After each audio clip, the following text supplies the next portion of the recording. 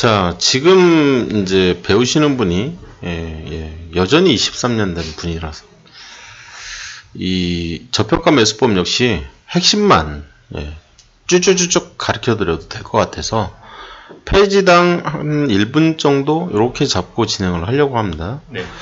이 수익매매법이고요. 저평가 매수법입니다. 저평가 구간에서 매매를 어떻게 할 거냐라고 할 때 싸게 사자 이왕이면. 그래서 매수법에 이제 중점을 두는 거예요. 넘어갑니다. 뭐니 해도 손절 금지죠. 그죠? 누가 그랬어요? 워렌 버핏이죠. 절대로 손해보지 말 것. 저는 이거를 손절 금지 요렇게 표현을 하는 것 뿐이에요. 같은 얘기죠. 어퍼치나 매치나. 제일 원칙을 지키자. 철저히 이 두 가지 원칙을 지키는 게 워렌 버핏으로 알려져 있습니다.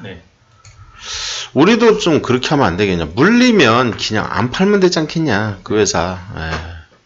그 회사가 좋아질 때까지 그냥 안 팔면 어떻게 될까? 망할까? 언제쯤 망할까? 그런 거 좀 잘 계산해가지고 시점 좀 정확하게 해서 더 저점에서 왕창 사자. 기회를 딱 보고 왕창 사서 이제 펀더멘털 계산을 좀 해야죠. 이때는. 그런 다음에 왕창 좀 먹자. 이 코스피 지수가 이제 오락내리락 하다가 1800 밑으로 이제 떨어졌을 때는 항상 기회가 찾아올 거다. 물론 이때는 이제 사람들이 멘붕에 빠지겠지만 손절을 안 하고, 그러니까 이제 그러려면 이제 안 망할 만한 회사를 잘 골라야 되겠죠. 그래서 이제 위기가 와도 이제 극복할 수 있는 그런 회사를 잘 선정을 한 다음에 다시 이제 위기는 곧 기회니까 잘 먹고 나오자. 이해되셨죠? 개별 종목이라고 해가지고 다를 바 없다. 이 제가 이제 세력의 평균 단가라는 표현을 쓰는데 이 세력의 평균 단가보다 아래에서만 진입하면 되지 않겠냐. 요거보다 더 낮은 저점에서 그 저점을 제가 저평가 매수 구간이라는 표현을 쓰는 거예요. 이 구간을. 이 구간에서 매수를 하는 거를 저평가 매수라고 부르는 겁니다. 그래서 요 가장 정확한 타이밍을 제공을 하는 거는 이제 스텝 2에서 배우는 시그널 매수와 스텝 3에서 배우는 급등주 매수예요. 사실상 이 포인트를 정확하게 이렇게 딱 집어내는 거는 딱 집어내는 거는 이쪽 급등주 매수 쪽에 있죠. 스텝 3에서 이제 다룹니다. 왜냐하면 이게 심리선이기 때문에 그래요. 심리선이기 때문에. 이해되셨죠? 그래서 이제 저희가 다루고자 하는 거래 대상 종목 자체가 뭐 스윙뿐만이 아니라 투자하는 종목들 역시 다 이런 회사들인 거죠. 흑자 지속이거나 흑자폭이 확대되는 회사. 흑자폭이 확대되는 회사부터 일반적으로 성장주라는 표현을 쓰죠. 어닝 서프라이즈를 버리면 이제 초고속 성장주로 탈바꿈이 되는 거고요. 이게 지속되면 대박 나는 거죠. 항상 이럴 만한 회사는 이 성장성을 갖고 초고속 성장이 가능한 회사들은 결국에는 흑자 지속이 먼저라는 거예요. 그리고 나서 흑자폭이 확대되고 확대되는 게 시장이 예상한 것보다 더 많은 돈을 벌어들였을 때 어닝 서프라이즈라는 표현을 쓰면서 어닝 서프라이즈네 날아가는 거죠. 그냥 10배 100배 날아가죠. 신세계가 80배였다고요? 대박이죠. 그죠?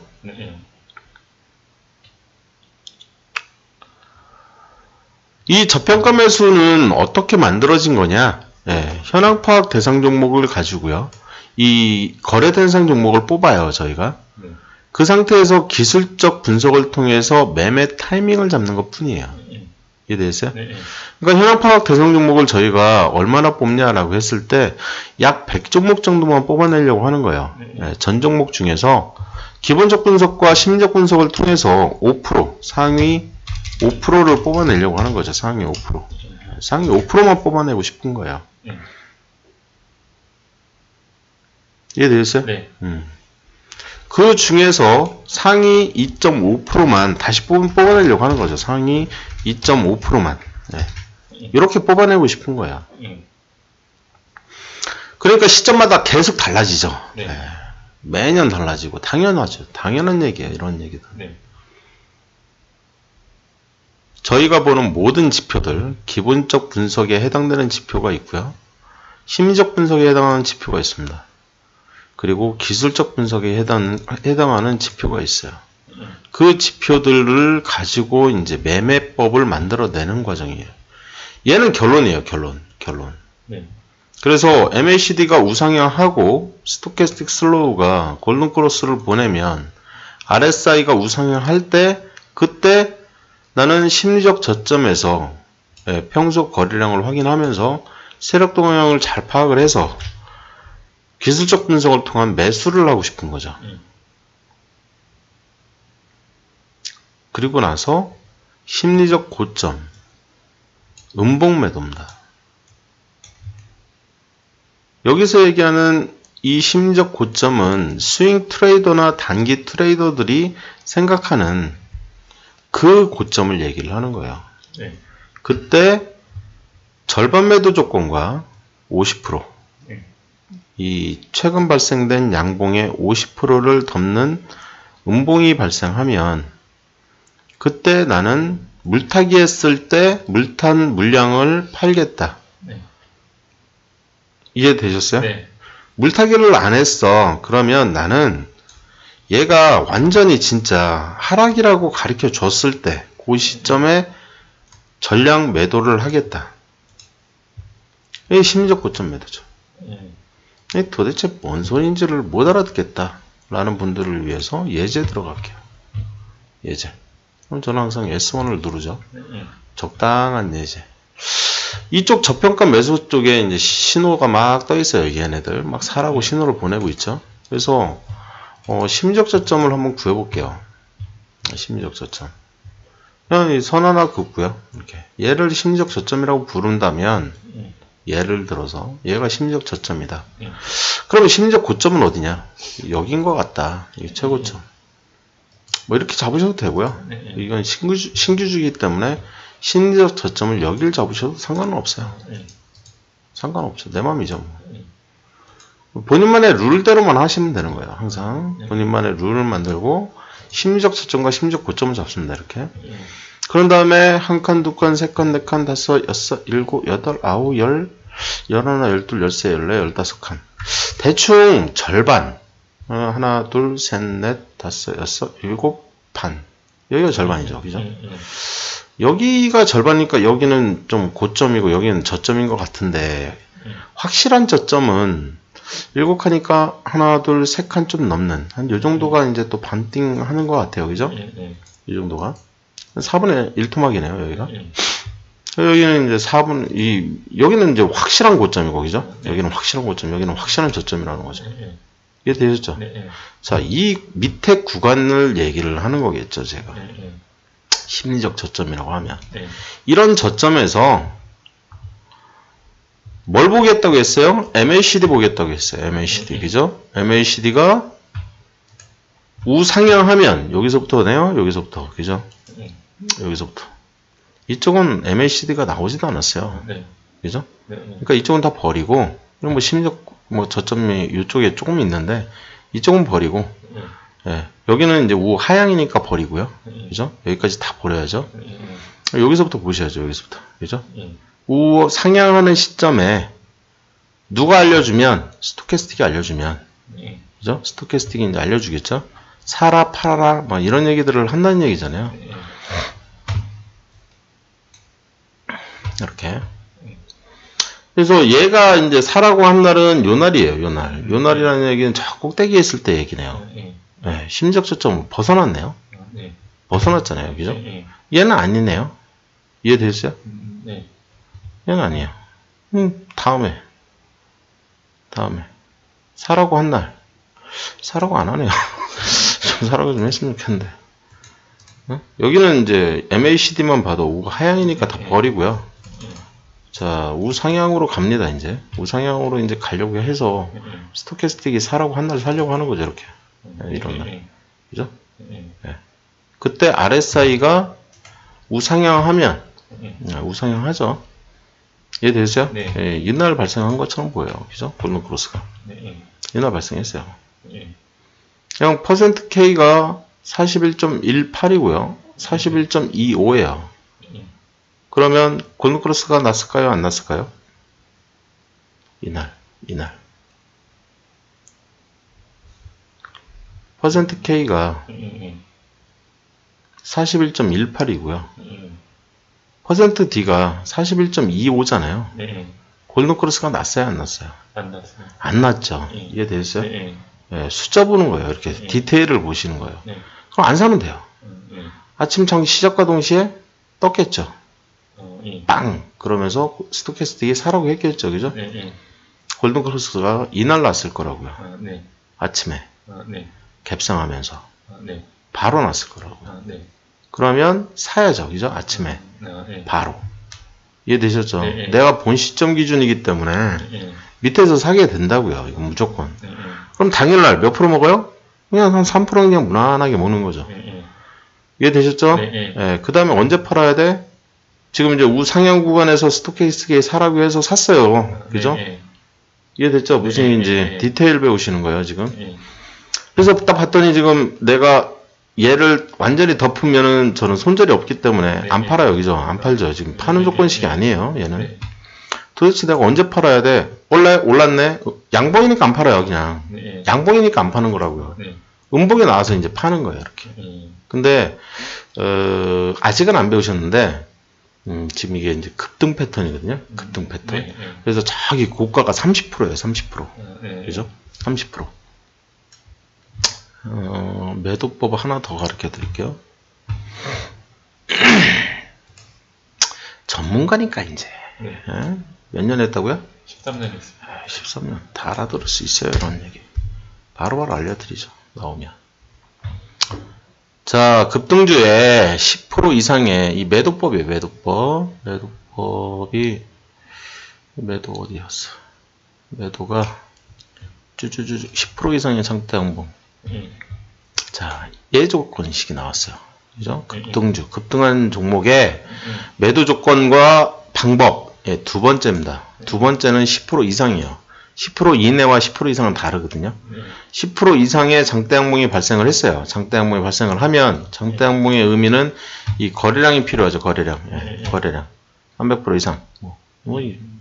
평소 거래량의 300% 이상이기 때문에 계산을 어떻게 하냐면 평소 거래량의 300% 이상. 얘는 200% 이상이에요. 그죠? 255%. 얘는 1000%가 돼버려요. 이해됐어요? 계산법? 얘는 1000%예요. 얘는 6000%가 뜬 거예요. 지금 이날 6000%가 떴다고요. 거래량이. 이렇게 계산하시는 거예요. 얘부터 계산식을 때리기 시작해가지고 이렇게 들어오는 겁니다. 이 전일 대비 보려고 하는 거 아니에요. 전일 대비 567% 이렇게 지금 떠 있는데 지금 저 전일 대비는 의미가 없거든요. 해석할 때 거래량 해석 어떻게 하는 건지 이걸 할 줄 아셔야 되거든요. 얘가 지금 30%가 떠 있기 때문에 급등주 패턴이었던 것 같거든요. 지금. 그래서 이제 딱 봤더니 진짜 급등주 패턴이 맞고 최고가 기준으로 최소 10% 이상일 때 3분의 1 하락하면 팔아라. 어디에서? 20%에서 팔아야죠. 그죠? 이해되셨어요? 시가가 22%에서 여기에서부터 올라가요. 상한가 쳤어요. 그죠? 떨어지기 시작하면 음봉 조금 떨어지면 한 요 정도가 20%라고요. 이해되셨어요? 제가 왜 여기서 파는지. 시가 대비 20%인가요? 아니면 최고가 기준 3분의 1포인트이기 때문에 최고가가 이미 30%잖아요. 그래서 20% 밑으로 떨어지면 팔려고 하는 거예요. 20% 밑으로 떨어졌잖아요. 지금 20% 밑으로 쭉 떨어지면서 뭐 떨어졌잖아요. 이날. 이해되셨어요? 그래서 저는 여기서 판다고요. 이 조건식이기 때문에. 급등주. 최고가 기준 최소 10% 이상의 최고가 기준 최고가가 10% 이상 탁 떴어요. 그 상태에서 3분의 1 지점까지 내려왔다고요. 그러면은 10%만 떴으면 한 7점 몇 프로 떨어지니까 한 6% 정도에서는 그냥 매도하라는 거잖아요. 이제 오시나요? 저기? 근데 내가 18%가 떴어. 그러면 12% 밑으로 떨어지면 매도 때리라는 거예요. 네. 예, 이제 오시죠. 이제 좀 초기. 매도법이에요. 매도법. 예, 동보고. 왜? 지금 제가 모바일로 하잖아요. 그죠? 네. 막 모바일로 하는데 그냥 이 최고점 기준으로 계산하기가 쉽잖아요. 예, 전략 매도 조건하고는 약간 달라요. 이게 이 평상시 봉에서는 예, 뭐 전략 매도 조건이 한 요 정도에서 발생을 한 것 같기도 하고 뭐 이런데 요게 이제 전략 매도 조건인 거죠. 그리고 요 날 이제 전략 매도 조건식이 발생한 거고 아침에 개파락과 동시에 팔으라는 거죠. 그죠? 아침에 장 시작과 동시에 이해됐죠? 이게 매도법이란 말이에요. 이 봉이 작을 때 매도법이라고요. 근데 봉이 클 때는 그런 매도법을 쓰면 안 된다고요. 봉이 클 때는. 그래서 이 최고점에서 파시는 거예요. 거의 최고점에서 팔려고 하는 거예요. 얘 이날도 14%까지 올라갔다가 거의 이제 15%까지 올라갔다가 그럼 5를 빼야 되잖아요. 그럼 9% 정도에서 이제 한번 팔아주는 거예요. 이렇게 한번 팔고 한 요 정도에 이렇게 떨어질 때 팔고 2시 20분에 다시 들어가거든요. 이게 급등주 매매법이거든요. 왜? 이 최고가까지는 조만간 갈 것 같아서 다음날 바로 갔죠. 그리고 나서 꼭대기까지 갔다가 지금 다시 떨어지고 있으니까 여기서 탁 털어버리면 요만큼을 또 먹을 수 있다고요. 이게 스윙이라고요. 스윙. 스윙 매매법이에요. 급등하고 있는 패턴들에. 이해되셨죠? 이게 저평가 매수. 지금 이제 급등은 좀 나중에 보시고 예, 지금 이제 급등 패턴이 갑자기 툭 튀어나와가지고 항상 이제 구간대별로 이렇게 이쪽은 저평가 매수 구간에서 발생한 급등 패턴이었던 거죠. 팔길 잘했죠, 그죠? 이해됐죠? 왜 팔았는지. 그리고 나서 다음 포인트도 잡고 또 하고 또 다음 포인트 잡고 또 팔고 계속 사고 팔고 하면서 먹고 나오고를 하려고 하는 겁니다. 이게 저평가 매수 신호고 저평가 매도 신호인 거죠.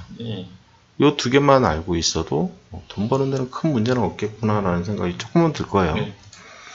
제가 요걸로만 한 1년에 두 배 정도 2천만 원을 4천만 원 이상 최소죠. 저는 복리 투자를 안 했기 때문에 달리 투자로 이제 매달 뺐다는 거죠. 그래서 2천만 원 가지고 2천만 원 버는 데는 무난합니다. 그냥 이 매매법입니다. 결론이죠. 결론. 도대체 이게 뭐냐 그걸 설명하는 게 이 뒤에요. 저평가라는 단어를 이해를 일단 먼저 하셔야 되는데 얘를 이해를 못 하시는 분들이 수두룩하거든요. 저평가 매수법은 저점 구간인데 저점 구간을 어떻게 잡을 거냐? 차트에서 잡아야 돼요. 그죠? 그걸 못 잡는 거죠. 일반적으로. 얘는 이제 대충 잡은 거고 이건 제 매매법이 아니죠. 제가 잡는 거는 이런 거죠. 이렇게 해서 역대 그래프를 저는 항상 가요. 역대 그래프. 항상 무조건 역대 그래프로 갑니다. 그런 다음에 저는 이 저점이 무조건 이 역대 그래프를 봤을 때 저점이 무조건 왼쪽에 있어야만 하고 우상향하는 이 두 번째 포인트 기준으로 이렇게 그렸을 때 이 각도가 무조건 우상향해야 돼요. 이게 필수 조건이에요. 필수 조건. 이게 우량주라는 거거든요. 우량주. 제가 생각할 때 차트에서 찾아낼 수 있는 우량주는 이 각도가 무조건 우상향해야 된다. 특히 오늘 시점 기준으로 지난 3년, 1년, 2년, 3년 이상 떨어져 있는 지점에서 두 번째 포인트가 발생을 하면 다시 그려라. 하나 더. 이렇게. 그래서 여기를 심리적 저점으로 잡아라. 이게 심리적 저점이죠. 나중에 배워요. 이거는. 근데 이 고점이 이 3년 이내에 존재를 하면 1년, 2년, 3년 이내에 존재하는 고점은 우하향으로 이렇게 그리지 말고 최고점을 찍어라. 이렇게 딱 찍는 거예요. 한 번만 찍지 말고 한 두세 번 찍어주세요. 그런 다음에 최저점과 이 두 번째 저점이죠. 이 두 번째 저점 항상 두 번째 저점과 최고점 두 번째 저점과 최고점을 남기고 다 죽여버리는 거예요. 네. 나머지 그래프는 필요가 없어요. 네. 이 그래프만 필요하거든요. 여기서부터 여기까지만. 저한테 필요한 거는.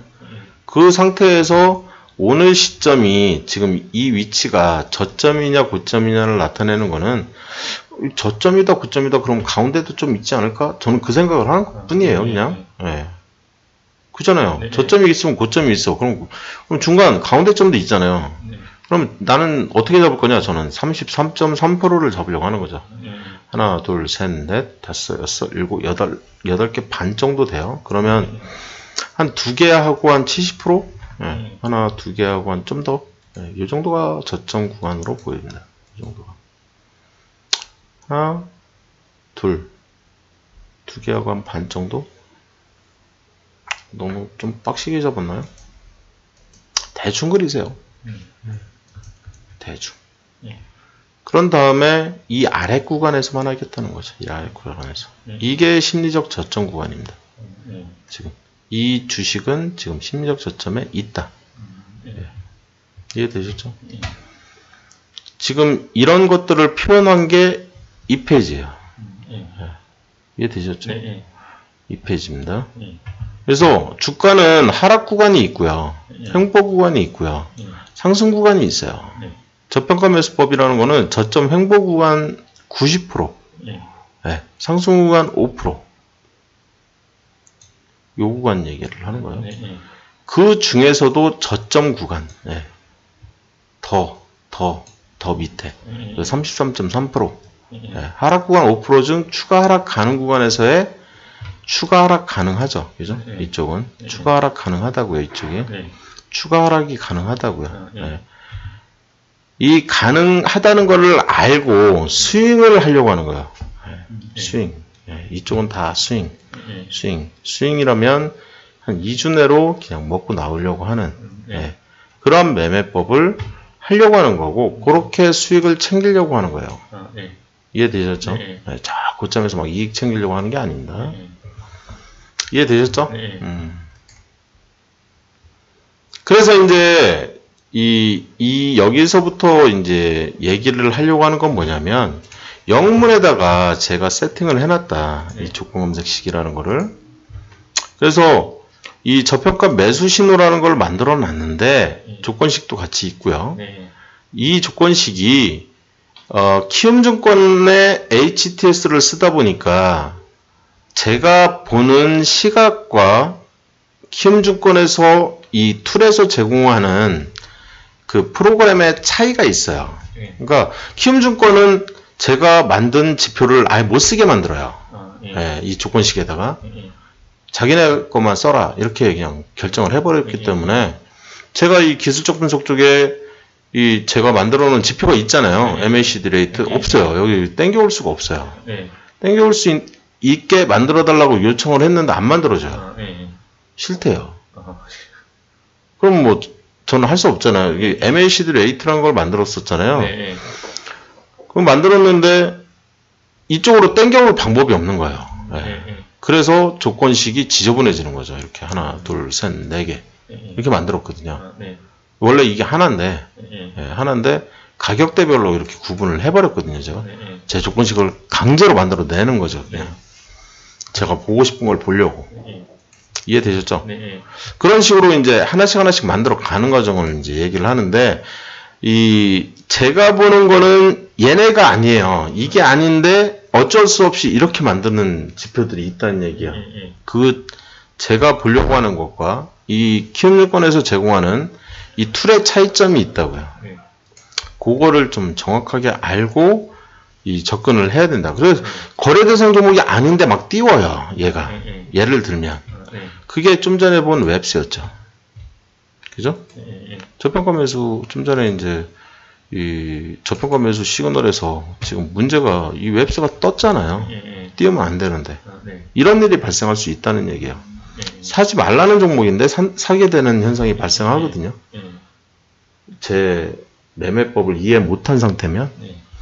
그리고 나서 3개월 물리고 6개월 물리고, 형님이 주신 그 시스템에서 떠서 샀는데 이런 헛소리나 해야 되고 예, 배우러는 오지 않고. 예. 이해되셨죠? 예. 그래서 제가 그런 것들을 좀 더 방지를 하려고 만들어 놓은 게 얘예요. 예. 얘라도 좀 보고 해라. 얘라도 내가 좋다고 하면 사라. 그래. 아유, 웹스 내가 뭐라고 했냐? 보고 사라는 거죠. 이거라도 사지 말라잖아 내가. 네. 그럼 사지 말라고 좀. 예. 하도 답답해가지고 만든 거죠. 이거 만드는 데만 제가 지금 한 몇 개월이야? 5개월이죠 이제. 아, 나 돌아버리겠어요. 저는 필요 없거든요. 저런 엑셀도. 이해되셨죠? 네. 응? 좀 답답해요. 제가 저런 거는 좀 답답해요. 이제 좀 정확하게 배우시는 게 좋다. 갑니다. 유동 비율, 부채 비율을 왜 보냐? 예, 왜 보냐? 증권통에서, 그러니까 내가 키움증권에서 세팅을 했더라도 거기에서 조건검색식에서 나왔더라도 증권통에서 꼭 한 번 더 보라는 거예요. 눈으로. 예, 내 눈으로 한 번 더. 예, 증권통에 안 나오면 다트 들어가야죠. 예, 아니면 하다못해 네이버 증권에라도 들어가서 그 종목을 쳐서 재무 분석도 한 번 더 하고 차트도 다시 한 번 보고. 예, 이해되셨죠? 네. 예, 눈으로 직접 확인하셔야 돼요. 네. 예? 빵 띄운다고 해가지고 옳다구나 하고서는 냅다서 하면 그냥 벌써 몇 개월이야. 한 4개월을 그냥 시간 낭비를 엄청 많이 하거든요. 들어가 있는 돈은 2억. 그러고 나서 막 한 2주에 한 번씩 막 한 2, 3일에 한 번씩 계속 와요. 저한테 계속 또 저는 항상 똑같은 데다 봐거든요. 계속 기다리면 되겠네. 제가 할 말이 그거밖에 없어요. 예. 저는 다 가르쳐 줬거든. 걔도 볼 줄 알아요. 근데도 와서 또 물어봐. 답답한 거죠, 저도. 사지 말라고 했고, 처음부터. 근데 샀으면, 뭐, 제 시스템이 띄우는, 영문 잘못 띄웠어요. 그래도 안 망해요. 예, 여기에 뜨는 회사들은 이쪽 빼고, 이 전종목 급등가는 빼고, 이건 전종목으로 제가 확정한 개념이기 때문에, 그래서 일반인한테 제가 이걸 세팅도 안 해줘요. 이런 것들은. 세팅만 안 해준다 뿐이지, 저는 또 다, 알려달라면 다 알려줘요, 저는. 예. 이게 어떻게 만들어졌는지. 예. 그러니까 뭐, 궁금한 거 있으면 저는 다 물어보라고 하거든요. 물어보고 나서 하라고. 알고 해야 되는 거예요, 알고. 예. 알고 하는 게 진짜 중요하거든요. 이 증권통으로 꼭 확인 좀 하라는 거죠. 뭐를, 이익잉여금이라는 항목을 왜가 필요한 거죠, 그죠? 제가 이제 조건검색식을 만드는데, 보시면, 이 조건검색식에 이익잉여금을 쳤더니, 없어요. 지원을 안 하네? 키움증권이. 그럼 어떻게 해요? 제가 지표에 만들 수가 없는 거예요, 이 지표에. 예, 갖다 써야 되는데, 조건식을 제공을 안 하니까. 제가 만들어도 얘네들이 싫은 데 있고, 안 끼워줄 건데, 이래버리니까, 제 눈으로 직접 확인할 수밖에 없는 거예요. 어디서? 증권통인 거예요, 그게. 예, 그래서 필요한 거예요. 그래서. 증권통이, 그래서. 왜 증권통이야? 제일 편하게 어플을 잘 만들어서, 그냥, 사용성이 편해서, 사용성이 좋아요. 이해되셨죠? 네. 자, 하나씩 보려고 해요, 이제. 유동비율, 뭘 봐야 되냐? 150%. 요게 이제 튜닝 값인 거죠. 튜닝 값. 왜 150에 100에 1억에 1%에 1%에 1%에 1.5에 0.1에 0.1을 왜 봐? 왜 이렇게 봐? 아까 제가 말씀드렸죠. 제 매매법. 그냥 깠잖아요. 그죠? 예. 5%. 제가 생각하는 상위 5% 뽑아내는 작업이에요. 상위 5% 뽑아내는 작업. 그러면서 최대한 튼튼한 기업 찾아내려고 하는 거죠. 이해됐죠? 예, 안 망할 만한 회사. 예, 무조건 안 망할 만한 회사 기준으로. 예, 그렇게 해서 만들기 시작하는 거죠. 어디에서? 저평가 매수 신호에서 지금 만들고 있는 겁니다. 이렇게 150%, 100%, 1억 원 이상, 예, 1%. ROE 같은 경우에는 제가 ROE를 보고 싶은 게 아니거든요. 예, 얘를 보려고 하는 게 아니라 제가 보는 건 뭐냐면 좀 이런 차이점이 있다는 거죠. 차이가. 제가 보는 게 이쪽을 봐요. 이 매출액이고 ROE에 해당되는 거는 제가 진짜 보고 싶은 거는 포괄손익이에요. 포괄손익. 3년 연속 흑자를 보고 싶어요. 이해되셨어요? 그 다음에 최근 4분기 합을 했을 때 하나, 둘, 셋, 4개 최근 4분기의 합은 항상 플러스였으면 좋겠어요. 이해되세요? 그리고 가장 최근 2분기 연속으로 적자는 안 났으면 좋겠어요. 제가 보는 거는 그거거든요. 이해되셨죠? 제가 보는 거는 걔인데 그걸 지원을 안 해요. 영문이.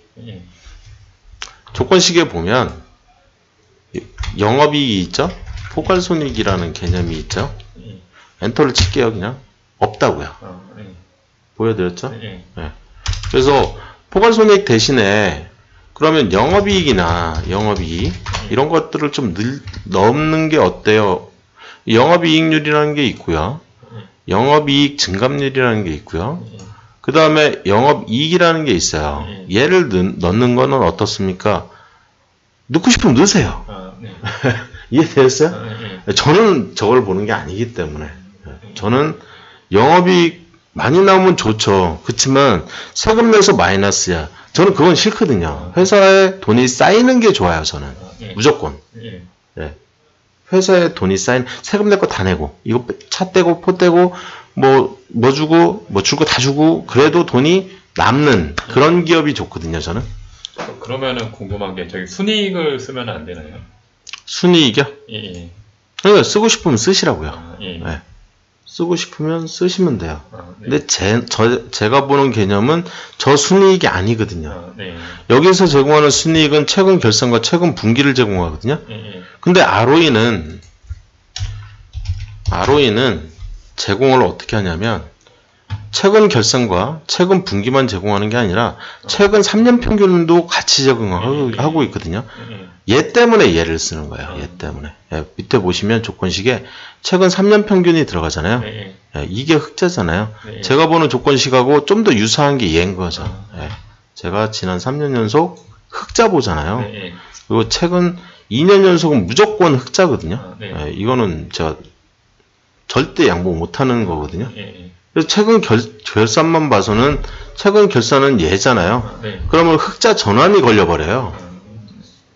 저는 그걸 보는 게 아니거든요. 흑자 전환 관심 없거든요. 막 적자 기업들 막 수두룩하고 막. 저는 그런 기업을 보는 게 아니라서. 이해되셨죠? 좀 더 디테일. 디테일을 정확하게 이해하셔야 되거든요. 이게 리스크가 있어요. 지금. 그래서 급등주 이제 닫아버리고요. 가치 투자도 닫고 저평가 쪽에 이제 좀 집중하자고요. 그래서 제가 지금 이제 얘기하고 있는 부분이 여기죠. 그죠? 얘 때문이라는 거죠. 그죠? 그 다음에 PBR은 그때그때 바뀌어요. 제가 바꾸는 수치가 얘거든요. 그러니까, 제가 이제 요즘에는 잘 안 바꾸는데, 제가 바꿀 때 이 현황 파악 대상 종목을 뽑아낼 때 기준이 뭐냐면, 제일 끝에 있는 양봉 뺄게요. 빼면 검색을 누르면, 현 시점 기준 163개가 떠 있잖아요. 이거 너무 많다는 거죠. 5%가 아니거든요, 지금. 한 10개 정도? 이렇게 떠 있어야 되거든요. 그래서 전에는 이제 제가 어떤 걸 했냐면, 이 PBR을 1.2로 이렇게 튜닝을 하는 거죠. 이렇게. 이 1.2 이하로 검색을 한번 해볼까? 그럼 116개. 그래도 많은 것 같은데, 1.1로 튜닝할까? 수정해서 검색. 98개. 1.2가 낫겠다. 이해되셨죠? 차라리 좀 더 많은 게 낫거든요. 그래서 116개 정도면은 상위 5%. 오케이. 그러면 여기에서 수정을 이렇게 했으면 저는 다 수정해요. 여기 수정 안 할게요. 이거 수정하면 또 다 수정해야 되거든요. 그러면 다른 분들하고 또 다 꼬이거든요, 지금. 이 PBR이 여기도 1.5배, 다 1.5배예요, 지금. 저평가 매수 신호, 기본적 분석은 다 동일하거든요, 지금. 1.5배, 다 동일하죠?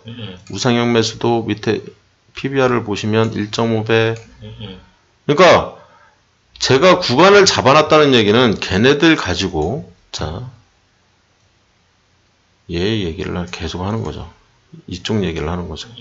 이 조건식에 쓰인 이 기본적 분석과 이 심리적 분석이 그대로 쓰이는 거예요. 이 위에 있는 거래 대상 종목과 이 기술적 분석을 잡아낼 때, 이 스타트 히어의 저평가 매수법을 잡아낼 때, 그러니까 얘 바꾸면 얘도 바꿔야 되고 얘도 바꿔야 되는 거예요.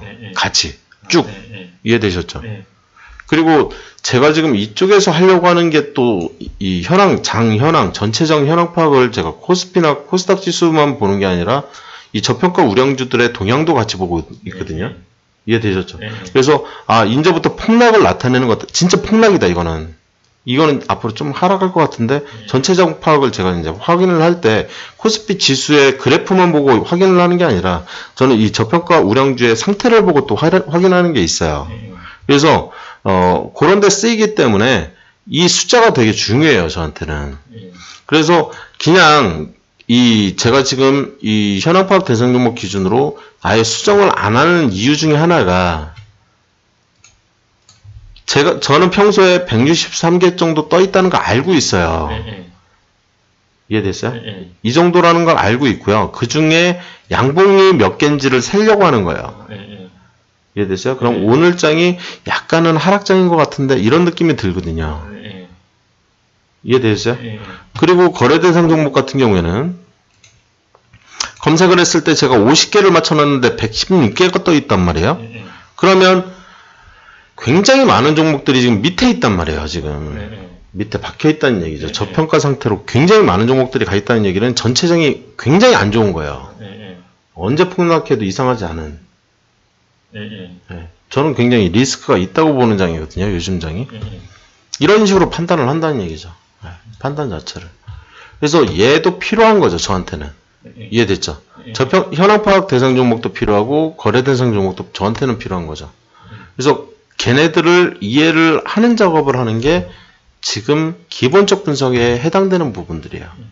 지금 이쪽에 기본적 분석인 거죠. 얘네들. 궁금한 게 거래 대상 종목의 기준보다 많은 게 문제인가요? 적은 게 문제인가요?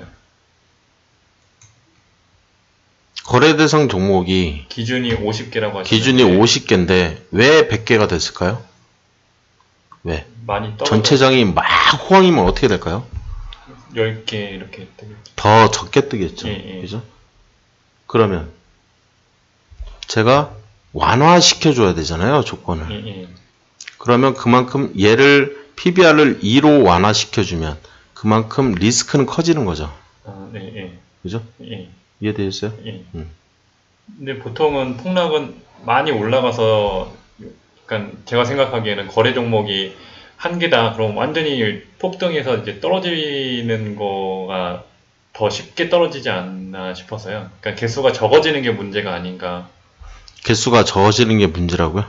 그러니까 막연하게 생각할 때 너무 많이 올랐으니까 이제 내려올 수 있는 확률이 높아지는 게 아니냐. 조심해야 된다? 뭐 그렇게 생각을 하실 수도 있겠죠. 그렇게 생각할 수도 있고 지금 저처럼 생각할 수도 있고. 그죠? 얘는. 근데 저는 이제 지금 현재 그렇게 떠 있는 게 아니라 그러니까 10개 떠 있는 게 아니라 지금 116개 떠 있잖아요. 얘를 해석한 거잖아요, 저는. 지금 얘를 전체장이 너무 안 좋은 상황이다라고 판단을 한 거죠. 판단 근거로 이 숫자를 보는 거라고요. 이해가 조금 안 되시나요? 기본적 분석에 대한 이 내용을 보시면 이해를 하실 수 있을 거예요. 이익잉여금, 매출액, 영업이익, 포괄손익. 그러면 매출액도 보신다면서요. 왜 조건식에는 없습니까? 라는 얘기를 할 수도 있어요. 그죠? 보면은 이 조건식이 20개까지는 쓸 수 있는데 왜 이 조건식을 쓰다 말았냐. 그렇게 얘기를 할 수도 있거든요. 근데 결국에 타겟은 매매법이에요. 매매법. 이 저평가 매수 신호 얘를 만들어내는 게 타겟이거든요. 얘가 20개 픽스라고요. 예. 그러면 이 안에 이렇게 기술적 분석과 심리적 분석과 이쪽 가운데 저 위에 기본적 분석을 적절히 나눠서 써야 된다는 얘기잖아요. 제 입장에서는. 네. 그죠? 예. 이해됐어요? 무슨 얘기인지? 예, 제가 이 시스템을 만들 때는 기준이 얘였던 거예요. 그래서 얘에서 드러낸 거죠, 그냥. 얘에서 드러낸 거고. 예, 거꾸로 간 거거든요. 예, 거꾸로. 그러다 보니까 이제 얘는 널널하죠, 조건식이. 예. 그래도 상관이 없고요. 예. 제가 보려고 하는 게 다 있으니까. 그래서 이 매출액은 어디서 확인해야 된다? 당연히 증거통이죠. 예. 영업이익, 포괄손익 다 어디지? 다 증거통이고, 다 증거통. 그래서 뭘 확인해야 돼? 흑자. 예, 흑자. 매출액 증가. 예. 그런 거 확인하셔야 되는 거죠. 심리적 분석. 이런 것들을 확인하면 되죠. 기술적 분석, 이런 것들을 확인하면 되고. 이게 뭐냐? 그걸 보는 게 뒤에 있다는 거죠. 예. 그래서 증거통으로 꼭 확인을 했으면 좋겠다. 얘네들을 왜 보는지가 또 중요한 거죠. 그죠? 왜? 흑자도산을 방지하기 위해서 보는 거예요. 예. 흑자나도 평소 유동성이 부족하면, 부채 비율이 너무 높으면, 그죠? 흑자도산이 난다는 얘기를 들어보신 적이 있을 거예요. 예. 그 최소한의 수치를 제가 만들어 놓은 거죠. 이 숫자는 어디서 나냐? 제가 책을 한 100권은 넘게 가치 투자 관련된 책을 봤거든요. 예. 그 많은 책들 중에 보면 이 수치를 제공하는 게 있어요. 물론 이 가치 투자 발굴 비법 역시 마찬가지고요. 저하고는 약간 다르게 볼 겁니다. ROE 이 수치는 아마 1% 보는 사람은 저밖에 없을 것 같아요. 저는 이제 흑자만 나면 된다는 쪽이라서. 그래서 저는 그냥 최소한의 수치, 뭐 0.1이라고 쓸 때도 있고요. 1%. 뭐 어쨌든 작년에 수익 나고 최근 분기 수익 나고 최근 3년 평균 수익 났으면 저는 수익만 나오면 되거든요. PBR은 최근 분기 기준 이게 이제 좀 바뀌는 개념이에요. 성장주는 제가 1.5%를 보는 거고요. 성장주를 저평가 구간에서 이 우량주 같은 경우에는 제가 이 수치를 1까지는 괜찮다, 그냥 괜찮지 않을까 이런 생각을 하면서 그냥 매수 때릴 때 있거든요. 자산 저평가주. 얘네들을 좀 보려고 하는 건데 성장주하고 우량주는 약간 개념이 다르거든요. 그래서 자산 저평가 중에 저평가가 돼 있는 주식들 중에 성장주는 제가 1.5%를 보는 거예요. 성장성이 있어야 되는 거죠. 성장성이 없다 그러면은 저는 1%, 한 배만 보는 거죠. 이해됐죠? 네. 이 부분에서 이제 좀 달라져요. 제가 얘네들을 저평가 우량주라고 디파인을 했지만 이 속에는 성장주가 섞여 있거든요. 무슨 소리냐? 지금 이제 제가 보는 것들이 있어요. 제가 보는 것들 다. 얘네들을 왜 보냐? 이렇게 보면 돈을 벌 수 있을 것 같아서 보는 거죠. 이쪽을 이렇게 열면요. 이쪽이 얘가 우량주냐 성장주냐라는 게 있어요. 그래서 저평가 우량주 기준으로 한번 소팅 해보고요. 저평가 우량주들이 이렇게 쭉 나오는 거죠. 그죠? 얘네들을 사고 싶다는 거잖아요, 지금. 우량주라면, 이왕이면 좀 성장성이 있는 애들, 그런 애들을 사고 싶었던 거거든요. 근데 이런 애들이 왜 사고 싶은 거냐? 심리적 저점 구간을 벗어날 가능성이 높은 애들이 얘네들이거든요. 이해되셨어요? 보니까 바로 그레이 처리가 돼 있네요. 좀 수익이 많이 나는 회사도 나름 괜찮거든요. 나름. 근데 이런 애들도 나름 괜찮고요. 위나이텍 한번 최근에 어떻게 됐나 볼까요? 요즘에 잘 안 뜨고 있는 종목이라 저 종목에 대충 열어보는 거죠. 이렇게 위나이텍 이렇게. 오를 가능성이 높았다는 거잖아요. 이렇게. 그죠? 실제로 이제 오르고 있잖아요. 제가 보는 종목들이 이제 이런 일이 벌어지는 거죠. 우량주 중에 성장주. 요 옆에 이렇게 써 있는 거 봐서는 얘도 좀 많이 올라 있는 것 같거든요. 이니텍. 이렇게, 이니텍. 이해되셨어요? 지금 이제 많이 오르고 있죠, 이렇게. 지금 이제 올라가 있죠, 또. 이런 일이 벌어지는 이유가 기본적 분석에서 다 나오거든요. 이런 식으로. 그래서 이제 우량주 기준으로 소팅을 한 다음에 저 같은 경우에는 이제 성장주 기준으로 다시 한 번 더 소팅을 하는 거죠. 그러면 우선순위가 잡히는 거죠. 위에서부터 이렇게 우선순위가 막 잡히는 거죠. 이해됐어요? 네. 네, 우량주면서 성장주인데 저평가 성장주가 저는 먼저라는 거예요. 이해됐어요? 그 다음에 우량주를 보겠다. 성장주 중에서 이왕이면 저평가 우량주를 먼저 보고요. 네, 그 다음에 우량주를 보겠다는 거죠. 이해됐어요? 네, 그래서 소팅을 할 때 제가 우량주 소팅을 먼저 하고요. 그런 다음에 성장주 소팅을 한 상태에서 위에서부터 보는 겁니다. 제가. 네, 그러다 보면 얘하고 얘 같은 경우에는 제가 예전에 만들어 놨을 당시에 그냥 흰색이나 뭐 그냥 그랬는데 그저 그랬는데 뭐 색깔이 막 칠해지기 시작하더니 이제 또 그레이 처리가 되면서 이 옆에 심리적 저점 구간에서만 사라고 워닝을 보내고 있죠. 제가 이건 형님들 구간이라고 다 오른다는 얘기야. 결국에는 그 얘기가 다 이 얘기입니다. 이 안에 포함되어 있는 얘기죠. 저 많은 얘기들을 이제 다 쓰려면 조건식이 많이 부족하죠. 지금. 그죠? 그리고 이제 종목을 이렇게 발굴하기도 되게 쉽겠죠. 저는 한두 종목만 탁 튀어나오거든요. 하루에 한 종목 나올 때 있고 두 종목 나올 때 있고 많이 나오면은 뭐 한 5종목도 나올 때 있더라고요. 그래서 제가 사람들한테 맨날 하는 얘기가 있어요. 매일 기회는 찾아오는데 네가 피하는 거라고. 네가 네가 볼 줄 몰라서 네가 피하는 거지. 기회는 매일 온다고 해요. 제가.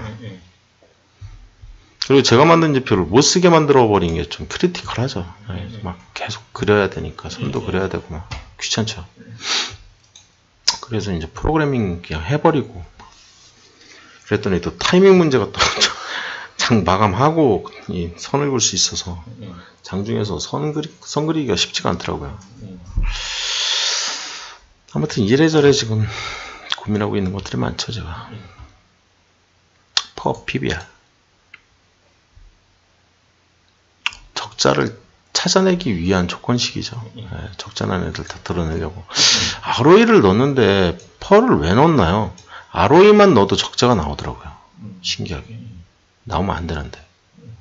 펄을 넣는데 적자가 나오더라고요. 신기하게. 그래가지고 두 개를 다 넣었더니 그나마 안 나오는데 그래도 나와요. 뭔가 기계가 이상해요. 이 기계가. 나오면 안 되는데. 이론상 나오면 안 되는데 나오더라고요.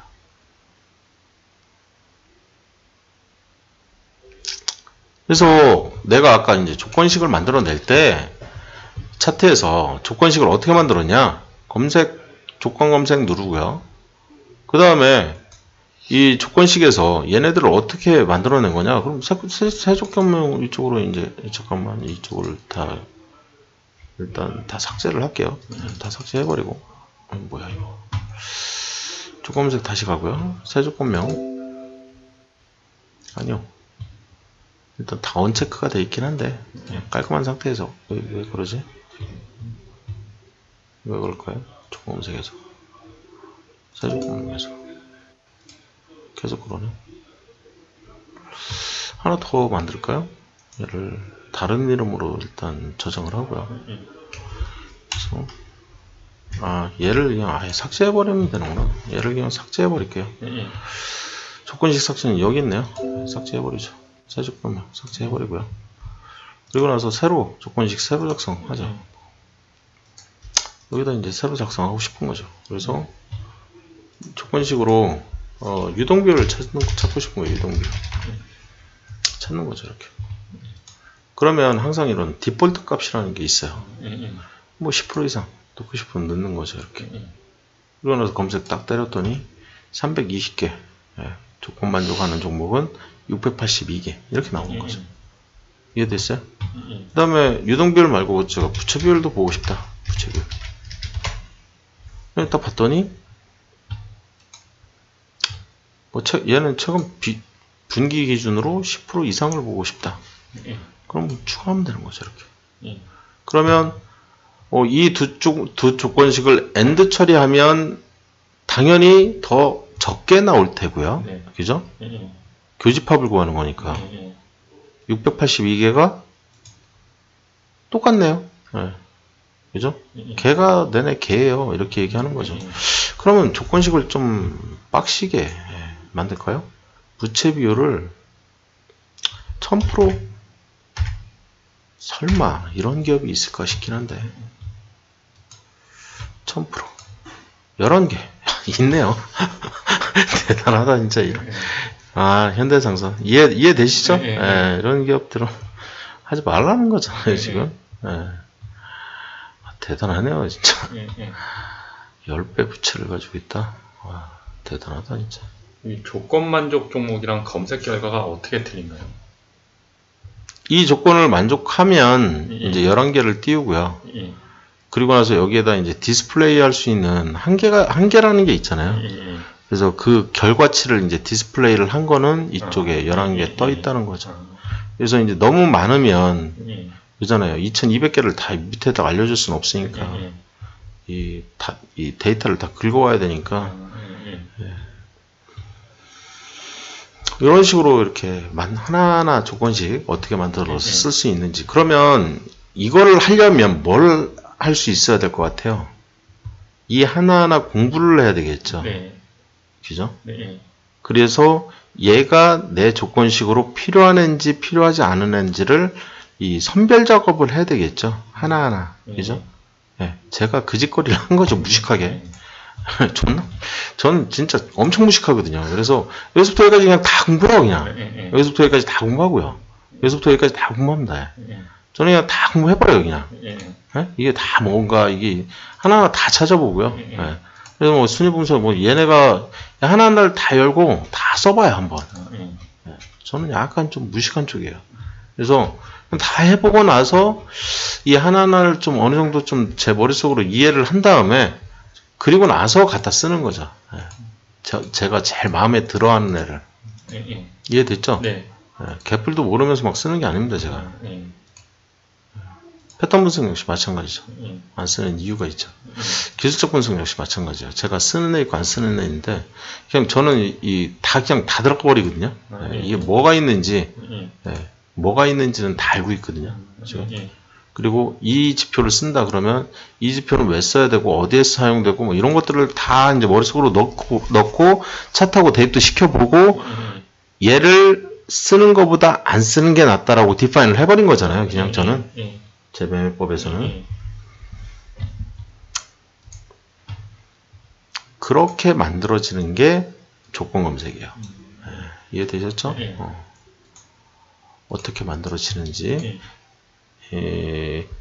저는 일단은 물고기를 잔뜩 잡아주죠. 그죠? 물고기 맛있게 드시라고. 물고기도 잡아주고, 뭐 낚싯대도 드리고, 뭐 다 드려요. 그리고 나서 더 드시고 싶으면, 어떻게 하는지 알려드리니까. 다 방송으로 지금 나가고 있는 거니까, 다 저장해놓고, 그렇게 이제 쓰시면 되는 거죠. 그래서 이제 요 하나만 이제 알려드려도, 나머지는 그냥 다 150%.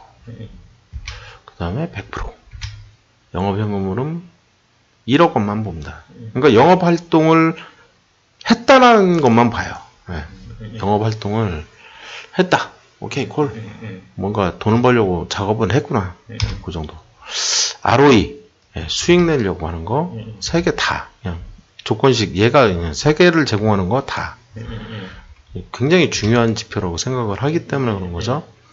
저는 절대 적자가 나는 기업에는 투자를 진행 안 했으면 좋겠다는 쪽이에요. PBR.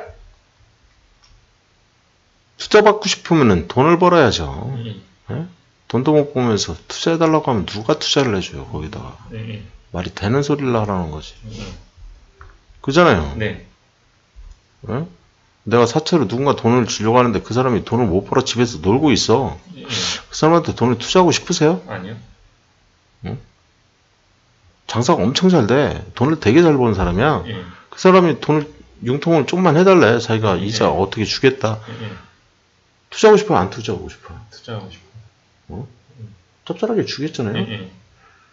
근데 기업을 그렇게 안 봐요. 법인이라니까 이게 지금.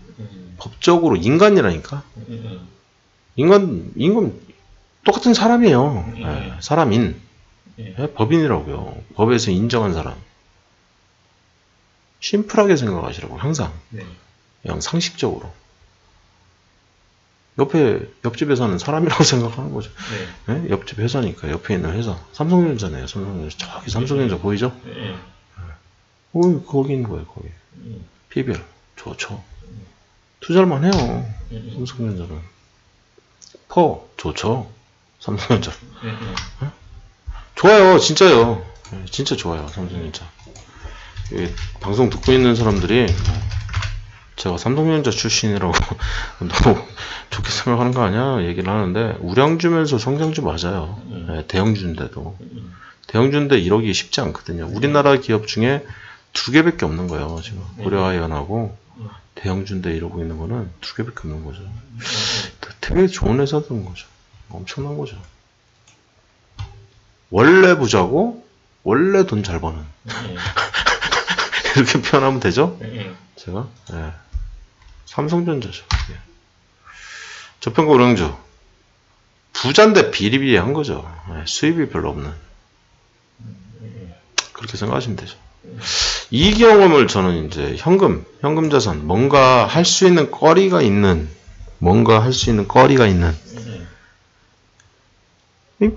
개뿔도 없으면 안 되고, 투자를 하든지, 아니면 M&A 어떤 돈 잘 버는 기업을 사버리든지, 그냥. 돈 많으니까. 그래서 많다, 적다. 어이, 삼성전자 돈 많은 기업이죠. 아이씨, 그렇게 얘기하지 말자고요. 우리 주식으로 하는데. 기본, 주식의 기본은 항상 이익여금이 자본총계 대비 최소 50%. 최소 50%를 잡기 때문에 50%도 저는 날려버려요. 51%부터 저는 산정을 하거든요. 그래서 50%도 날아간 기업이 좀 있어요. 좀 죄송한 기업이지만. 룰만 지키려고 하는 거죠, 저는. 제 룰. 저평가 성장주. PBR이 1보다 크면, 그죠? 저평가 저는 이제 저평가 우량주를 찾을 때 저평가 기준을 다른 사람들은 0.8로 잡거든요. 다른 사람들은 1로 잡는데, 저는 0.8로 잡아요. 다른 사람들보다 더 낮은 위치. 이해되셨어요? 저는 다른 사람들이 펄을 15로 잡을 때, 저는 8로 잡는다는 얘기예요. 다른 사람보다 그래도 한 1, 20% 더 밑에. 저평가 구간 자체를 잡을 때. 이해됐어요? 그 대신에 이제 약간, 이익여금은 약간 용서를 해주는 거죠. 왜? 돈을 잘 버니까. 그냥 상식적으로 생각을 계속 하는 거예요, 저는. 돈을 잘 버는데 재산이 없어? 그건 좀 그렇고. 저는, 돈을 조금 있는 상태에서. 왜냐하면 성장하면서 시장을 확장시키려면 투자가 일어나야 되거든요. 재투자 계속. 그럴 만한 돈이 꼭 있어야 되거든요. 제가 생각할 때는. 안 그러면은 어느 날 갑자기 주주배정 유상증자한답시고 주가 폭락시켜버리는 그런 골치 아픈 회사들이 좀 전에 본 이렌텍이었던 거죠. 돈이 없어서 그래요. 돈이 없어서. 기본적 분석. 머릿속에 좀 쏙쏙 들어가세요? 네. 그래서 다 확인하는 거죠. 뭐 이거 보고 저거 보고 뭐지. 그럼 나머지 이 가운데 있는 매출 총액이라든지 판매비와 관리비라든지 이런 건 안 보나요? 저는 다 보는 거죠. 왜 안 봐요? 이게 뭔지 모르시잖아 지금 문제가. 가치투자 발굴비법 항공 가지고 이런 거 다 이해할 수 있는 게 아니거든요. 시간이 무진장 오래 걸려요 이쪽은. 다 빼고 차 떼고 포 떼고 일단은 결론부터 얘기하자고요 그냥. 요 정도만 봐도 돈 버는 데는 큰 문제 없습니다. 요 정도. 근데 이상한 숫자가 찍히면 꼭 공부하셔야 돼요. 이상한 숫자가 막 찍혀 있는 게 있거든요. 이상한 숫자라는 거는 비정상적으로 큰 숫자 아니면 비정상적으로 심한 마이너스가 있어요. 그런 애들은 걔가 뭔지 분석을 꼭 하셔야 돼요. 그게 시간이 굉장히 오래 걸리는 작업이에요. 죽을 때까지 하셔야 될 거야 아마. 죽을 때까지. 왜 죽을 때까지 해야 되냐? 계속 상장되는 기업이 있기 때문인 거죠. 근데 문제는 그 기업이 너무 이쁜 거죠. 어? 투자를 하고 싶어가지고 막 안달을 못하게 만드는 그런 기업이 매년 생겨나거든요. 매년 돌아버리는 거죠.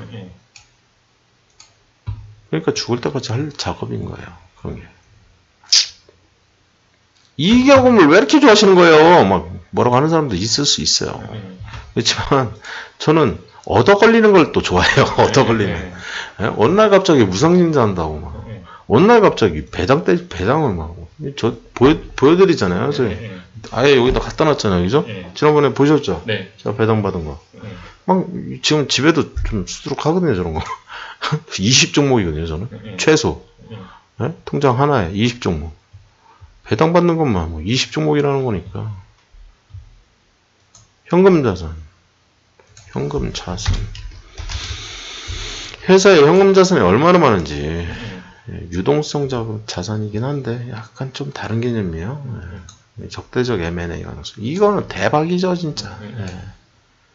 이 공시 뜨면 진짜 제가 들고 있는 종목들이 이런 공시가 뜬다 그럼 난리 나죠, 진짜. 그냥 날아갑니다. 그냥 10배 가는 거거든요, 이거. 표적이죠, 표적. 그 이익여금 자체가. 여기까지 일단은 진행하고요. 기본적 분석을 이 정도로 마쳤어요. 제가 굉장히 중요시하거든요, 기본적 분석. 제가 이 기본적 분석을 얼마나 중요시하냐면 제가 만든 지표에 저 기본적 분석을 삽입시켜요. 그 정도로 중요시하는 게 기본적 분석입니다. 절대 잊지 마세요.